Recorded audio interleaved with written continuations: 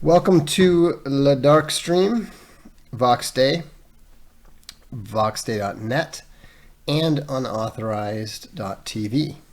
So, it's a holiday over here. It's not a holiday over there or in the UK.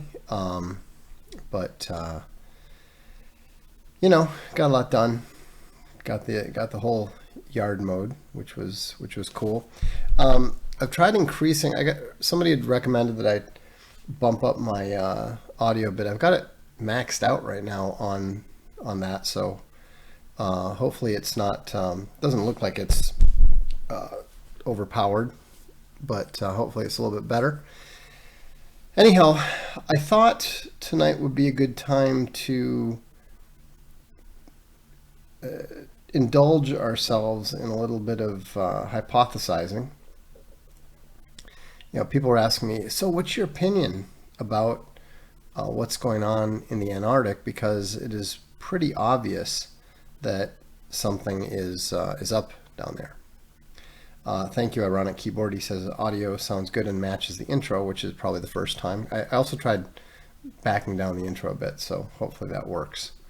But anyhow, and in honor of some of the theories that we'll entertain, I thought that we'd fire this up while some of the folks are coming in and showing up. So this is an old favorite of mine from 1985. Be interesting to see how many of you are familiar with this, but one thing that we do know is down there beneath the ice in Antarctica is one specific thing.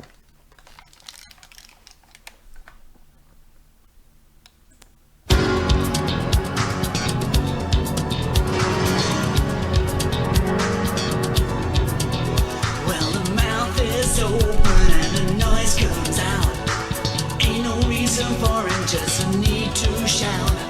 It's malnutrition, we could fall apart. It's never delicate, just something from the Iron Age. We shake it up, then we break it down. The sound of a satellite saying get me down. Yeah, we shake it up, and we break it down. Hear the voice of America. Here's the answer. In your hometown. It's coming right here.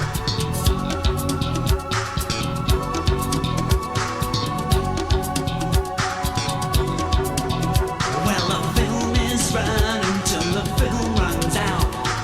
There's no point in focus, it zooms in and out. It's information and it leaves no mark. It's just as permanent as painting in the Iron Age.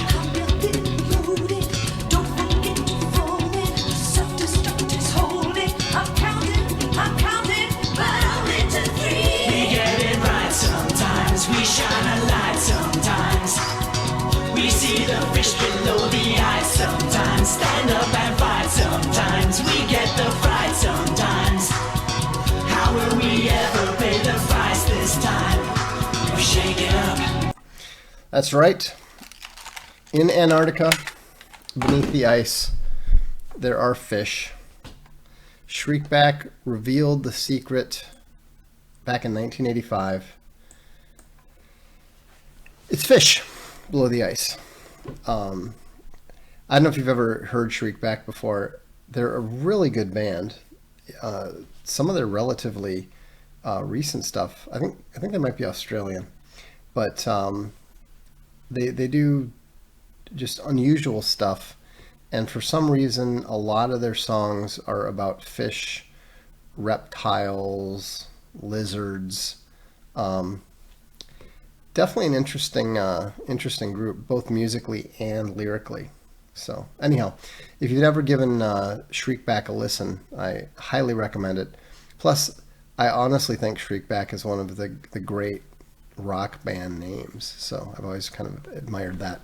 But I was just thinking about it because it's very clear that with this announcement of 600 billion barrels of oil being discovered in Antarctica, that something's going on down there.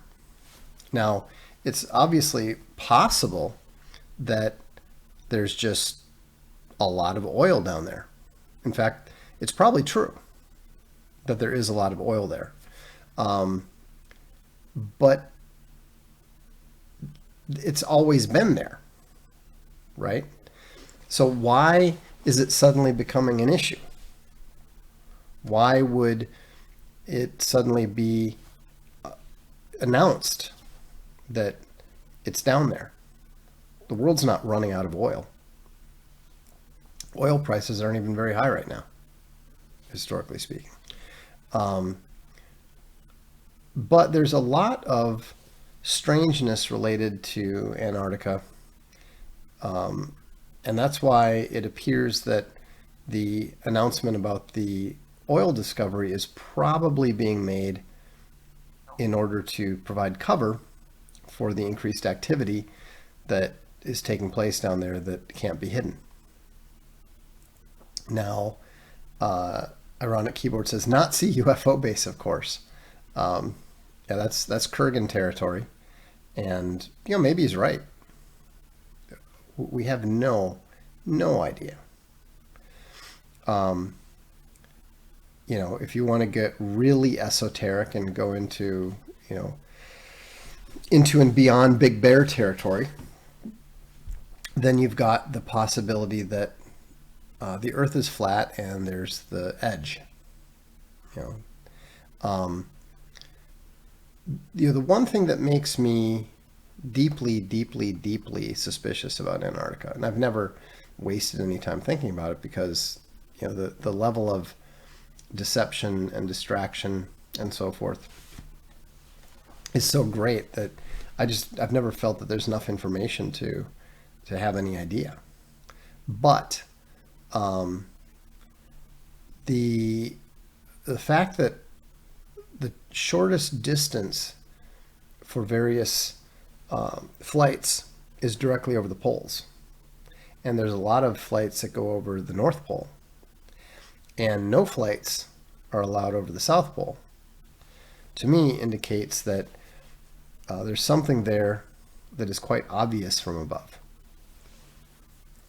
And so some people have postulated that there's some sort of Egyptian type Great Pyramids down there. Other people have postulated the UFO base. I don't quite understand the connection with the Nazis. I mean, I don't see what the Nazis would have to offer with regards to, if it's something to do with aliens, which, if I had to pick one, I would say that's probably, it's probably has something to do with aliens or alien technology or that sort of thing, because whatever is happening has to be large scale enough that no interference at all can be permitted. They need a lot of space, and because of the harsh elements that are involved, you're probably looking at something that involves high technology. You don't have a bunch of it's not some sort of zoo for Neanderthals or something, because it's too cold. And because it's so cold down there, there's got to be something going on. There's got to be a very high-tech level of accommodations, because otherwise nothing is going to live very comfortably there. I mean, you could argue, well, if we're talking aliens, then Maybe they're aliens who prefer the cold. You know, but even that, you know, the fact that the environment is so cold and so harsh tends to point toward either something that is alien or something that is very high tech, which also tends to point towards alien. So, you know, the best logic, the best logical conclusion that we can reach on the basis of the very scanty amount of evidence and processing that evidence would suggest it has something to do with aliens.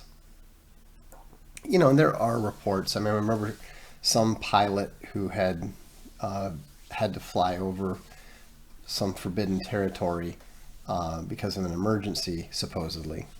I mean, and again, this could just be fiction. But you know, he claimed that he saw flying objects flying into some sort of underground base, like that he flew past it. And so, you know, there is a very, very small amount of anecdotal evidence that does indicate that there is some level of technological activity down there, civilizational activity down there, that could be of non-human origin. And certainly we're starting to see more and more signs with regards to the US government officially leaking news that supposedly acknowledges it. We're seeing some strange behavior out of fake Pope Francis. And so it does appear that we are rapidly moving towards some sort of revelation, which could be genuine, or could be a deception. You know, obviously, a lot of Christians believe that aliens are demons, and you know, there's some reasonable logic behind that, and certainly there have been some reports that the aliens don't like the name Jesus Christ and don't like Christianity much better than the denizens of Clown World do. But that doesn't mean that they're demons. In fact, it would tend to indicate that they are, like humans, also fallen. You know, I mean, God is the creator of the universe, not just the earth, and as to the best of our knowledge, and so we don't believe, as Christians, we don't believe in the finite power of Jesus Christ. And so, if Jesus Christ has power over humans and animals and demons, he would presumably have a significant amount of power over aliens as well. Ironically, one of the best Christian stories was written by a non-Christian. It's got a very simple title called The Man, and it was written by Ray Bradbury. And if you haven't read it, I highly recommend it. It's a really, frankly, beautiful Christian tale.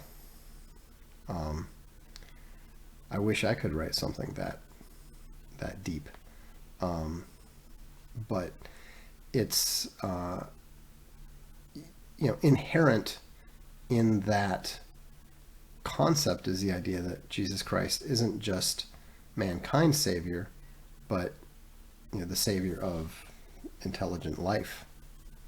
And of course, you know, C.S. Lewis delved into that a bit.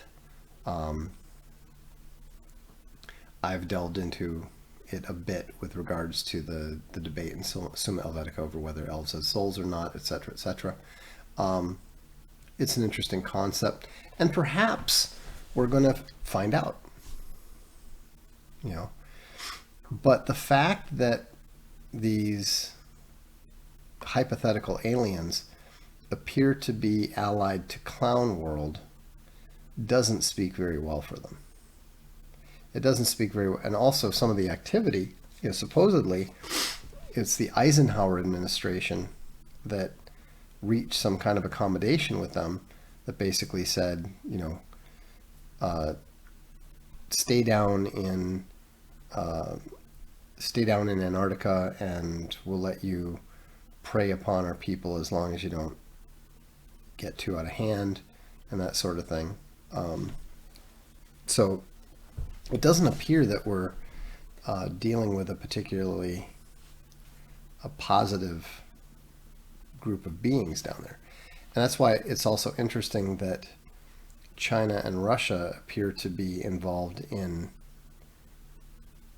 breaking the news somehow.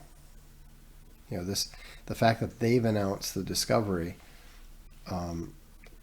it almost, to me, sounds like it might be a warning of sorts, which is, we will break this news if you don't admit it.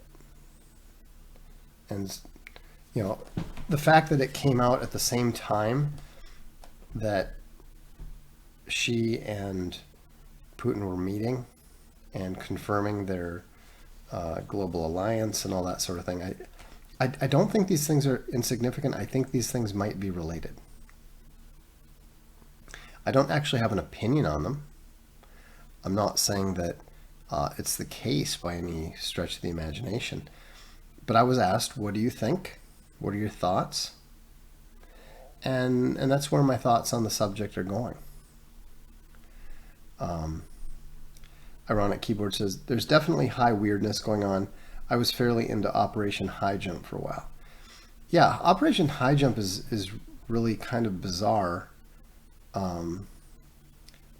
Was High Jump the one where they were trying to launch nukes into the sky for some reason, which seems like a really bad idea at this point? But yeah, there's in the immediate post-World War II period, there were a lot of strange government programs that suddenly got announced and actually took place. Some of them were hypothesized for years. Austin says, would suck to be in Eisenhower's position if the technology was way beyond ours. Well, that's a position that's been very common. I've been rereading some of the James Clavell novels. In fact, I'd read Noble House, Shogun, and Taipan before, but I'd never actually read Gaijin. And it's not as good as either Noble House or Shogun, but it does really delve into the issue of dealing with a foreign invading force that is just much more capable than what you've got. What do you do? How do you handle it? Ironic Keyboard corrects me. No, High Jump was when they sent a large naval force down to Antarctica. Okay. I don't know why. There was another one where they tried to, where they were setting off nukes in the sky for some reason. I thought that was High Jump, but High Jump was when they sent like several destroyers and several subs and pretty big military force, especially for something that is ostensibly essentially a dead continent with nobody and nothing there. It was a pretty strange thing to do. What did you said you were really into Operation High Jump for a while? What's your best what's your explanation for why they did that in the first place? And what year was that? Was that like 1950 or something? 4,000 men. Oh, and a carrier. Wow, I didn't realize there was a carrier involved. So basically, that was a full carrier group that was going down there.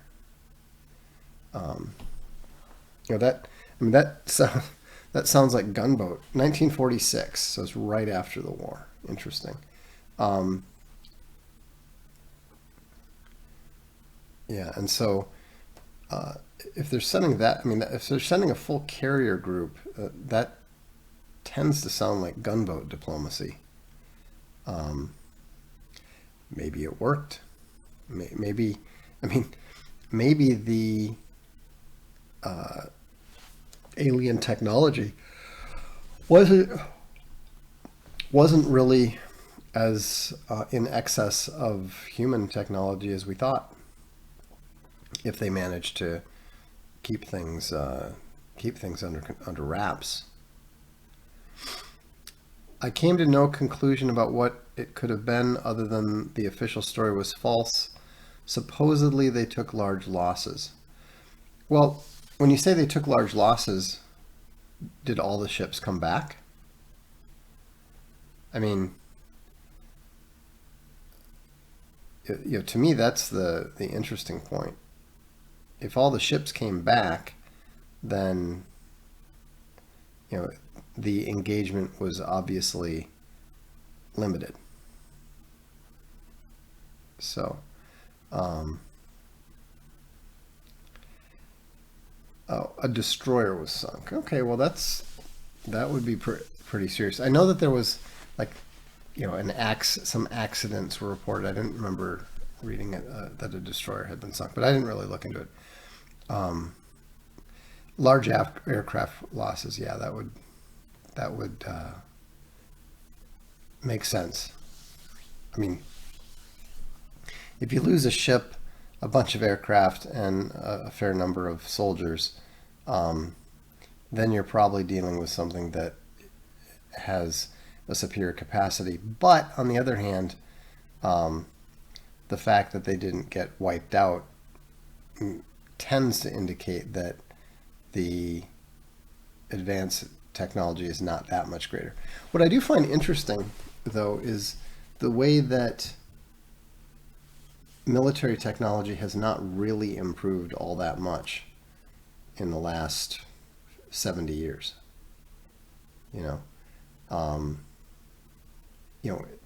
We've seen more rapid improvement in military warfare with the drone equipment than we've seen, in the past 70 years. Even the tanks that they're using, the designs are all quite old. Ironic Keeper said the accounts are all over the map. It was tough to tell what happened. Well, yeah, obviously they'd, regardless, they would have kept it well under wraps. The military is pretty good at that. It is interesting that it hasn't come out the way that the Liberty, the account of the USS Liberty has. So, but I have a feeling that the Chinese and the Russians are rapidly moving toward exploding the various myths of Clown World. I think we're probably going to hear about the moon pretty soon. Probably within the next 10 years. Whatever's actually going on in space should be revealed. And obviously the fact that they're openly talking about Antarctica and revisiting the treaty and so forth,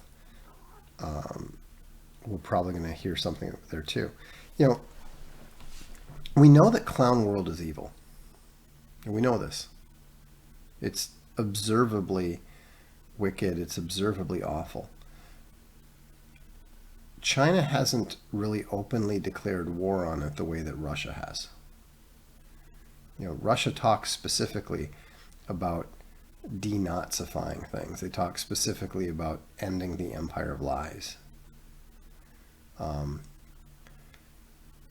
China seems to mostly be focused on, publicly at least, just keeping the Clown World's influence out of China. But that doesn't mean that they don't have some plan of attack. I mean, we know from the whole, from unrestricted warfare that they are actively engaging in war on the U.S. and on Clown World specifically. So, what the extent of that is and what their ultimate purposes are, we don't know. We just don't know.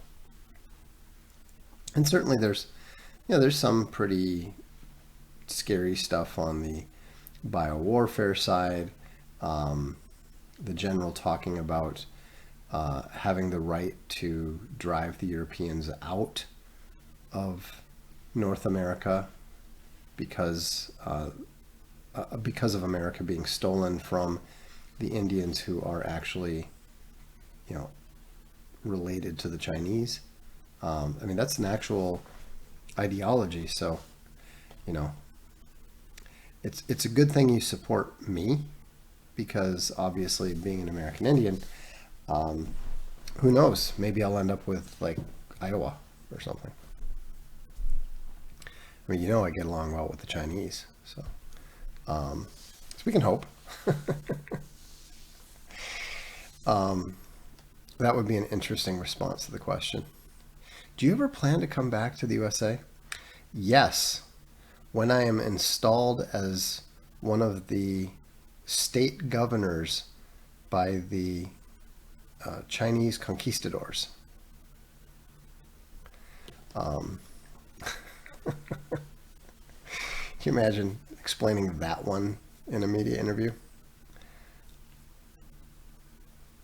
So, yeah, free teepees for all. A chicken in every teepee. Actually, probably more like a Vishla in every teepee. The U.S. does need a Sigma dictator. There's no question. I mean, China's got one. Russia's got one. The USA desperately needs one. Instead, they have a bunch of neoclowns and fat Dennis Prager's talking about how, sexy little kids are. I mean, it's just appalling. But that's what happens when you tolerate evil. If you tolerate evil, eventually it's going to take power and start inverting everything and telling you that what is good is evil and what is evil is good and so forth. And that's how it works. Big Bear destroyed Dennis Prager. Yeah, Prager is just awful. It's really interesting that so many conservatives still follow him and Ben Shapiro. And we know why they do. I mean, it's because of how they're portrayed, and it's because of the massive amount of funding that pushes them on conservatives. But really, when you see that, when you see how completely deceived people are even today with all of the information that they have, it's just so easy to see how Americans lost their country. They just weren't really paying attention, and they were too focused on their national myths. Sam Freeman raises a good point. He thinks I need a state with a significant wine country area. I'm all for it, but I think that the way that it usually works with the Chinese government is that they tell you where you will govern, and you don't argue with them. You just make sure that you do a good job, because it's very meritocratic.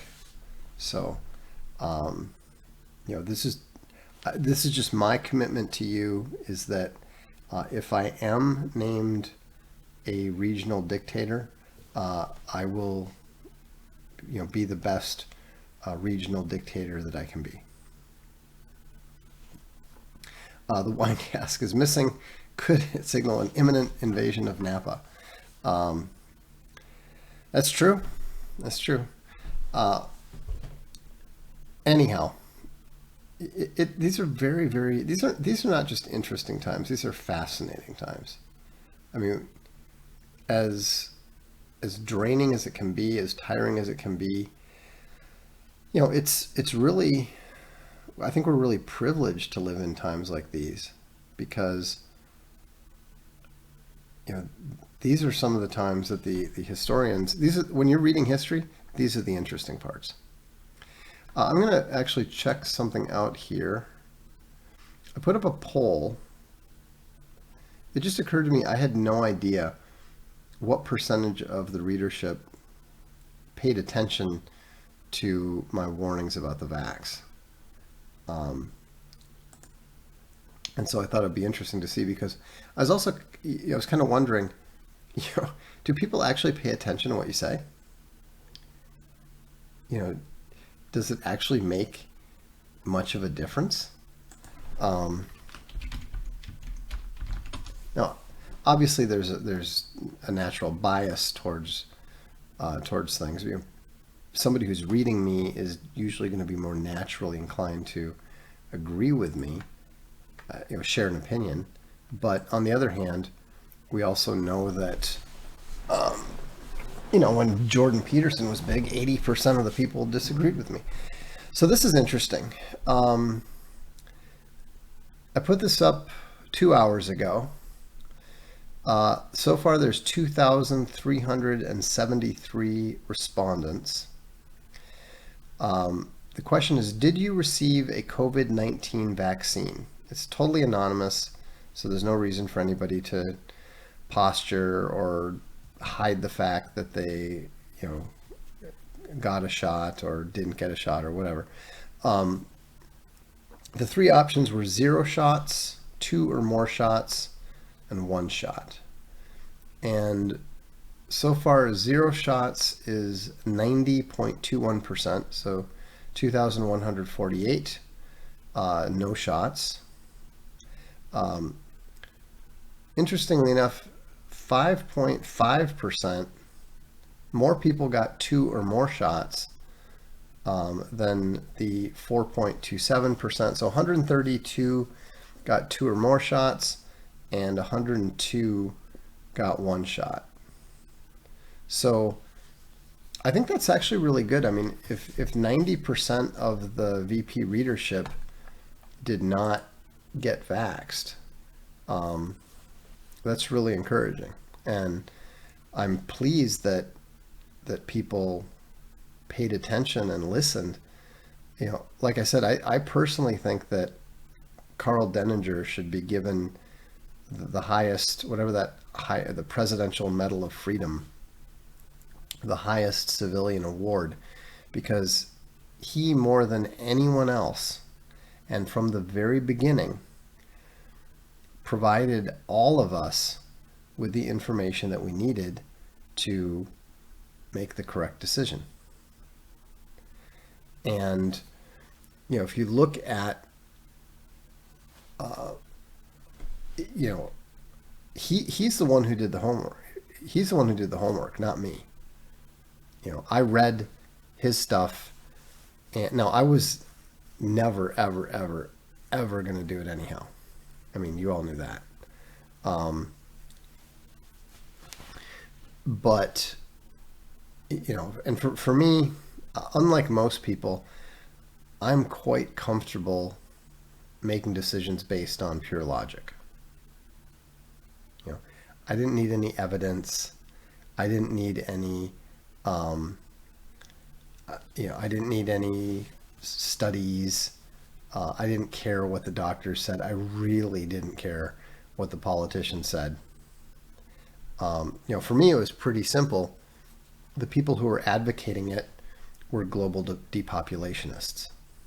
So if somebody who says there are too many people on this planet are telling you to get a shot, and it's really, really important for you to get a shot, that's all I needed to know. Obviously, there was a tremendous amount of evidence that indicated why you shouldn't do it, like case Nightmare Kitty and all that sort of thing, which fortunately has not come to pass. But to me, it's a little bit unfortunate that people like Dr. Malone and some of the other sort of big anti-vax names are so heavily listened to, because at the end of the day, these were people who were dumb enough to actually get the shot. Like, why would you listen to Malone instead of Denninger? You know, I mean, I know why you'd listen to Malone instead of me. He knows what he's talking about with regards to the details of the technologies and the vaccines involved. I don't know anything about them. You know, all I know is from what people like Malone and Denninger put in front of me. But, you know, if you apply logic correctly and you're applying it to sound assumptions, you're usually going to end up with pretty good outcomes. You know, if your assumption is politicians lie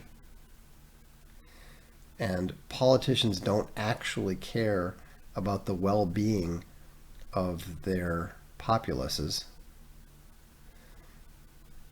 you know, any logic that you construct on that is going to push you in the right direction.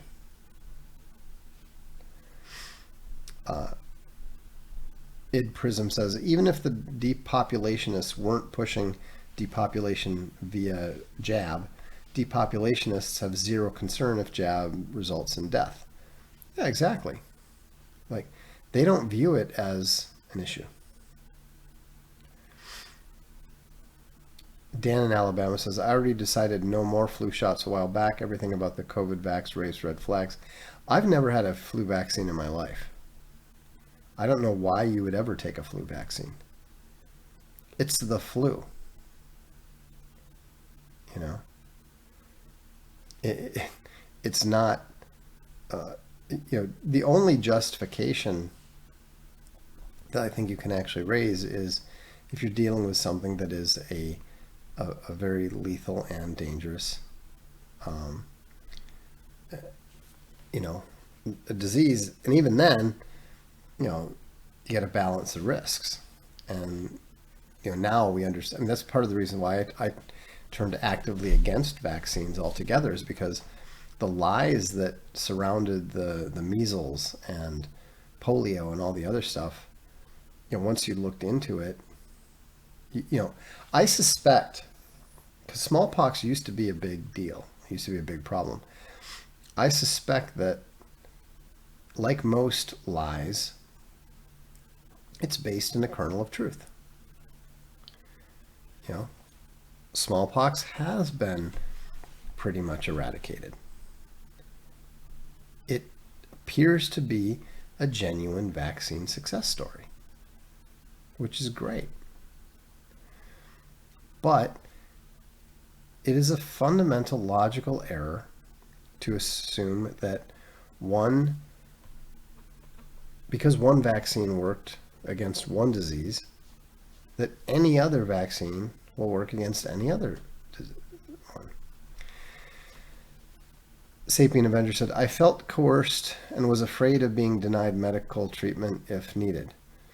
That's understandable, but you can see right there what the problem was with your reasoning. And I'm not saying this to personally criticize you.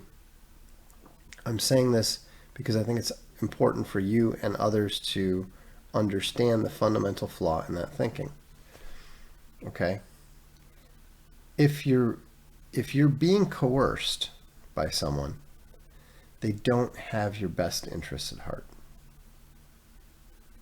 If you are feeling coerced, if you're feeling pressured, that your reaction to that should be to harden your position, to dig in your heels.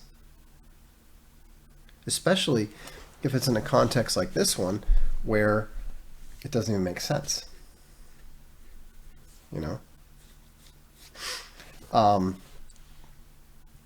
And then, of course, I was afraid of being denied medical treatment if needed. Most decisions based in fear don't end well. You can figure out a way to be afraid of just about anything. You can, if you, and I'm not saying that you're like going down that route to a crazy level. I mean, maybe you were, I don't know. But the, you know, who cares about being denied medical treatment if you're going to harm yourself in the first place? It's like if they said, well, we're going to deny you medical treatment if you don't cut off your toe with an axe. And then there's the problem that the Rogue Roman points out. If you don't take this poison, you won't get other poison. I mean, we know that iatrogenic deaths inflicted by the medical community, were one of the leading causes of death even before COVID and the ventilators and the, Remdesivir type thing.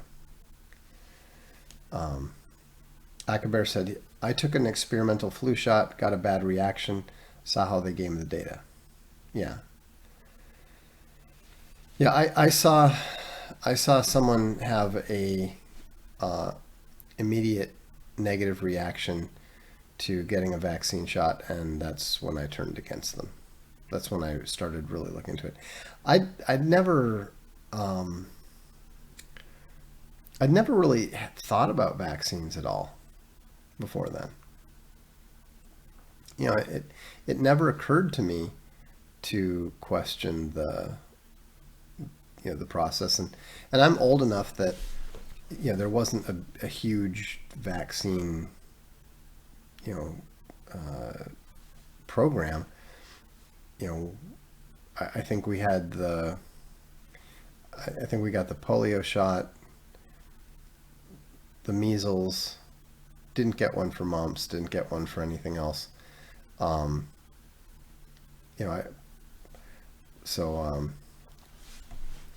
Sapien says, in retrospect, I would not have taken any.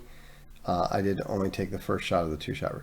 Yeah, see, that's why what I think is interesting is that, at least with regards to the VP readers, nearly half the people who got, who did submit to the vaccine regime, only got the one shot. They didn't continue. They didn't take the full regime. So, what was it that prevented you from getting the second shot? Did you have a negative reaction, or did you see somebody else having a negative reaction? Or did you just begin to start seeing through the whole narrative?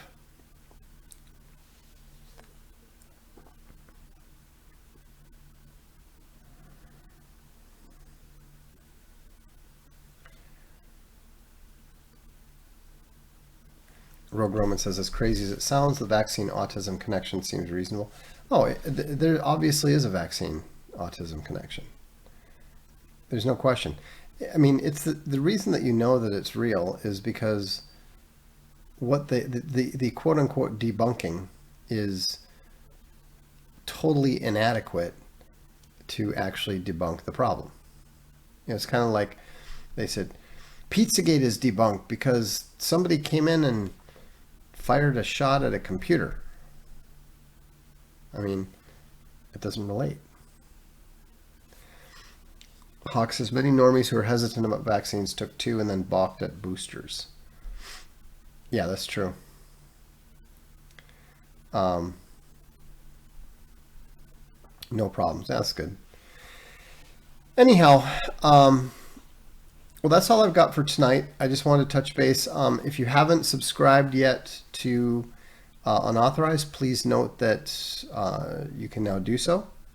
And we'll hope that right now we're at about 35% of where we want to be.